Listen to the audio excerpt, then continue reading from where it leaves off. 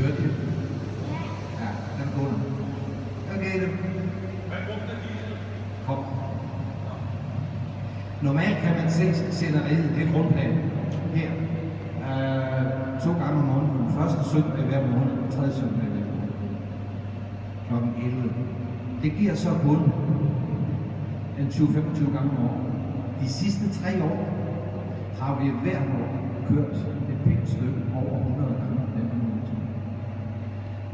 Dels fordi der er private firmaer, der er foreninger, der hyrer os til at indgå i et eller andet arrangement, medarbejderarrangement. Dels fordi vi underviser samtlige maskinmesterstuderende her i Danmark, og det inkluderer så Færøerne også. De kommer her. Det er typisk første semesters elever. De kommer klassevis, de kommer om morgenen, og vi slipper dem først igen omkring 6-tiden om aftenen. Og i den tid, der bruger vi til at fortælle de studerende, hvad vi mener, de bør vide om diesel, historien, hvordan ser nutiden ud for os, og hvordan tror vi som dieselfolk, at fremtiden kommer til at se ud. Og i de forbindelser starter vi så ekstraordinært den her, plus om lidt så starter vi en mere. Og det er simpelthen fordi, man skal altså lige lugte, hvordan det lugter i bagved. Man kan nå at flygte det nu, så det er nok ikke det. Mens vi har kørt her, vi kan også starte et andet sted, da der var produktion på anlægget her, så fuld last 15 megawatt, det svarede rundt regnet til 4 tons olie i timen. Som vi har kørt her, ubelastet, så har vi brugt 15 liter dieselolie per minut.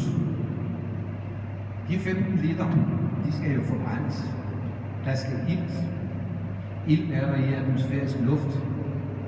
De 4 blæsere, der sidder herovre bagpå, de har pustet atmosfærisk luft ind i motoren. Den har pustet ind 1800 kubikmeter atmosfærisk luft per minut. Så advarslen, det er, at man skal passe på, hvor man går hen. Høj hat, bowler eller paryk, det er meget uhensigtsmæssigt, for du har dem ikke på, når der er gået et halvt minut, når man er visse steder. Yes, dieselhus er meget, det tager så meget andet. Der er 3 etager med udstillingen herinde. Men selvom vi har 2 værdige repræsentanter, jeg er ikke fra Aarhus Maskinmesterskole i dag, her ikke. Selvom det er sådan lidt tyndt, så er vi alligevel følge programmet. Og det hedder nu, at vi gør parat til at starte BRV nummer 1. Da vi startede her, der var der 2 slag på klokken. Det var fordi, den her, den har bygget nummer 2. Den har bygget nummer 1 fra 1904. Og det er så min kollega Ole, der vil puste luft i den. Og så er der yderligere, når klokken den er 2. Det er tirsdag, så er der tradition for, at festen er nu, og så starter vi også den lille boglag, der er herovre i hjørnet.